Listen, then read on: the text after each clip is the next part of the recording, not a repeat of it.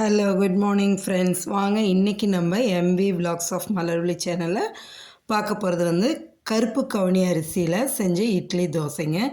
இதை நான் என்ன ரேஷியோவில் இந்த அரிசி உளுந்து எடுத்து ஊற வச்சு அரைச்சி செய்கிறேங்கிறத இன்றைக்கி நம்ம இந்த வீடியோவில் பார்க்க போகிறோங்க. இந்த கருப்பு கவுனி அரிசியோட பெனிஃபிட்ஸ் நிறையா இருக்குங்க. அது ஒன்று ஒன்று நம்ம சொல்லிவிட்டு அப்படியே வீடியோக்குள்ளே போய் பார்க்கலாம் வாங்க. பாருங்கள், ஒரு கிண்ணத்தை எடுத்துகிட்டு ஒரு குட்டி டம்ளர், சின்ன டம்ளரில் 2 டம்ளர் வந்து கருப்பு கவுனி அரிசி எடுத்துக்கிட்டேங்க. பாருங்கள், அது எந்த அளவு டார்க் கலரில் இருக்குன்னு. இது அவ்வளோ நல்லதுங்க, உடம்புக்கு ரொம்ப ரொம்ப நல்லதுங்க. இது கூட வந்து ஒரு 3 டம்ளர் வந்து ரேசன் அரிசிங்க, புழுங்கல் அரிசி, ரேசன் அரிசி தான் எடுத்திருக்கேன். அதையும் போட்டுக்குங்க. போட்டுட்டு ரெண்டையும் நல்லா கழுவி வைக்கணுங்க, ஊற வைக்கணும். இது அப்படியே ஒரு பக்கம் எடுத்து வைங்க. அடுத்தது பார்த்திங்கன்னா, இதில் அந்த எந்த டம்ளரில் அரிசி அளந்தமோ அதே டம்ளரில் 1 டம்ளர் உளுந்துங்க. இன்றைக்கி நான் கருப்பு உளுந்து எடுக்கல, வெள்ளை உளுந்து தான் எடுத்துருக்கேன். இதுக்கு 1 ஸ்பூன் வெந்தயம் எடுத்துக்கிட்டேங்க. இது எல்லாமே நல்லா ஒரு 3-4 தடவை கழுவிட்டு தண்ணி ஊற்றி ஊற வச்சிடலாங்க. குறைஞ்சது வந்து நம்மளுக்கு அரிசி வந்து 5-6 மணி நேரமாவது ஊறணுங்க. நான் காலையில் ஒரு 10 மணிக்கு ஊற வச்சுட்டு சாயங்காலம் 5 மணிக்கெல்லாம் அரைக்க ஆரம்பிச்சிட்டேங்க. பாருங்கள், நல்லா ஊறிடுச்சு. நல்லா நம்ம கழுவி ஊற வச்சங்காட்டிக்கு இந்த தண்ணியை ஊற்றியே தான் நம்ம அரைக்க போகிறோங்க. ஏன்னா ஊறின தண்ணியில் அவ்வளோ சத்துக்கள் இருக்குது, அதை கீழே ஊற்றிடாதீங்க. அந்த தண்ணி ஊற்றியே நம்ம அரைச்சி எடுத்துக்கலாம். எல்லாமே இந்த வெந்தயம், உளுந்தப்பருப்பு, அரிசி எல்லாம் நல்லா ஊறிடுச்சு. இப்போ நம்ம முதல்ல உளுந்து தான் அரைக்க போகிறோங்க. அப்புறம் தான் நான் கடைசியில் தான் அரிசி அரைப்பேன் எப்பொழுதுமே. இப்போ அந்த வெந்தய தண்ணி அப்படியே உளுந்து தண்ணியிலே வடிச்சிட்டு முதல்ல கிரைண்டரை கழுவிட்டு உளுந்தை போட்டு வெந்தயத்தை போட்டு அரைச்சிடலாங்க. வெந்தயம் நல்லா நைஸாக இதானதுக்கப்புறமா தான் நான் உளுந்து போட்டு அரைப்பேன். அப்போ நல்லா ஃபோமியாக வரும் உங்களுக்கு. எப்பொழுதுமே நான் இட்லிக்கு மாவு அரைக்கும் போது எல்லாமே இப்படி தான் அரைக்குவாங்க. அப்போ தான் இந்த வெந்தயம் நல்லா அரைஞ்சி வந்ததுக்கப்புறமா உளுந்து போட்டு அரைக்கும் போது நல்லா ஃபோமியாக இருக்குங்க.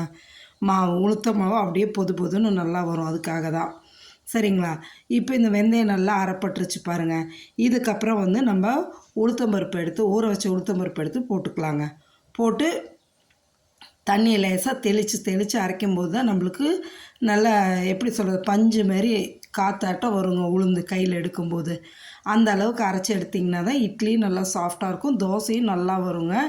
இதே போல் உளுந்து மாவு அரைச்சி எடுத்துக்கலாம். பாருங்கள், இந்த அளவுக்கு இருக்கணுங்க மாவு கையில் எடுக்கும்போது. இப்போ உளுந்து நல்லா அரைப்பட்டு எடுத்து வச்சுட்டோங்க. உளுத்த மாவு எடுத்துட்டு அதே இதில் அரிசியை போட்டு அரைக்கலாங்க. இந்த ஊற வச்ச தண்ணியை ஊற்றி அரிசியை அரைக்கலாங்க. இந்த அரிசி வந்து ரொம்ப நேரம்லாம் ஆகுதுங்க, சீக்கிரம் அரைஞ்சி வருங்க. அந்த அரிசி பதம் பார்த்திங்கன்னா நைஸ் ரவா பதத்துக்கு அரைச்சி எடுக்கணுங்க. இந்த தண்ணியை ஊற்றி அரைச்சிடுங்க, சீக்கிரமாக அரைஞ்சி வந்துடும். நைஸ் ரவா பதத்துக்கு அரைச்சி எடுத்துக்கலாங்க. இந்த கருப்பு கவுனி அரிசியில் பார்த்திங்கன்னா நிறைய மினரல்ஸ் இருக்குங்க. அயானு, ஜிங்க்கு, மெக்னீஷியம், இப்படி நிறைய சத்துக்கள் இதில் இருக்குங்க. இது வந்து பிளட் சுகர் லெவலை வந்து மெயின்டைன் பண்ணக்கூடியதுங்க, அது ஒன்று. அதுக்கப்புறம் பார்த்திங்கன்னா நம்மளோட ஸ்கின்னு, ஹேரெல்லாம் ரொம்ப மெயின்டைன் பண்ணி கொண்டு வரும். நல்லா வெயிட் லாஸ் பண்ணணுன்னு நினைக்கிறவங்கெல்லாம், வெயிட் மேனேஜ்மெண்ட் பண்ணுறவங்க எல்லாம் இதை எடுத்துக்கலாங்க. எல்லா வித சத்துக்களும் இதில் இருக்குங்க. இப்போ நல்லா எடுத்து உப்பு போட்டு கரைச்சி வச்சாச்சுங்க. மாவை கரைச்சி ஒரு மூடி போட்டு மூடி வச்சிடலாங்க. ஓவர் நைட் அது வந்து ஃபெர்மெண்ட் ஆகட்டும். காலையில் நம்ம எடுத்து பார்ப்போங்க. காலையில் பார்த்தீங்கன்னு வைங்களேன், அப்படியே பொது பொதுன்னு எந்த அளவு மாவு பொங்கி வந்திருக்கு பாருங்கள். இப்படி வந்ததுனா தான் நம்மளுக்கு இட்லி தோசையெல்லாம் சூப்பராக வருங்க. நல்லா சாஃப்டாக மொறுமொறுன்னு தோசையும் இட்லியும் நல்லா சாஃப்டாக வரும் பாருங்கள். நல்லா காற்றோடு இருக்கிற மாரி இருக்குங்க. நல்லா கலக்கி விட்டுட்டு நம்ம இட்லி ஊற்றலாங்க. இட்லியும் ஊற்றிக்கலாம், தோசையும் ஊற்றிக்கலாம், நம்மளுக்கு என்ன வேணுமோ ஊற்றிக்கலாம். நான் இன்றைக்கி இட்லியும் ஊற்றுறேன், தோசையும் ஊற்றுறேங்க. நான் செஞ்சு காமிக்கிறதுக்காக தோசையை ஊற்றுறேன், இல்லாட்டி இட்லி மட்டும்தான் இப்போ ஊற்றுவேன். சரிங்களா? இப்போ பார்த்தீங்கன்னா நல்லா இட்லி பாத்திரத்தில் தண்ணி ஊற்றி கொதிக்க வச்சுருக்கேங்க. ஒரு தட்டு இட்லி ஊற்றியாச்சுங்க. இதை எடுத்து அப்படியே நம்ம துணி போட்டு தான் ஊற்றிருக்கேன். நான் குக்கர் தட்டில், சில்வர் தட்டில் ஊற்றலை பாருங்கள். இதில் வச்சு மூடி வச்சிடலாங்க. ஒரு தட்டு ஊற்றியாச்சு. இது வேகட்டுங்க. அதுக்குள்ளே நம்ம இந்தாண்ட தோசை 2 ஊற்றிக்கலாங்க. தோசைக்கல் நல்லா காஞ்சதும் எடுத்து கரண்டி மாவு கலக்கிட்டு ஊற்றணுன்னு வைங்களேன், சூப்பராக மொறுமொறுன்னு தோசை நல்லா கிடைக்குங்க. எந்த அளவு மெலிசாக ஊற்றுறீங்களோ அந்த அளவுக்கு மெலிசாக இழுத்து வரும். நல்லா தோசை ஊற்றவும் மொறுமொறுன்னு இருக்குங்க. இல்லை நீங்கள் சாஃப்டாக வேணாலும் சாஃப்டாகவும் ஊற்றிக்கலாங்க. அவ்வளோ நல்லாயிருக்கும் இந்த கருப்பு கவுனி தோசையும் சரி, இட்லியும் சரிங்க. உடம்புக்கு ரொம்ப நல்லதுங்க.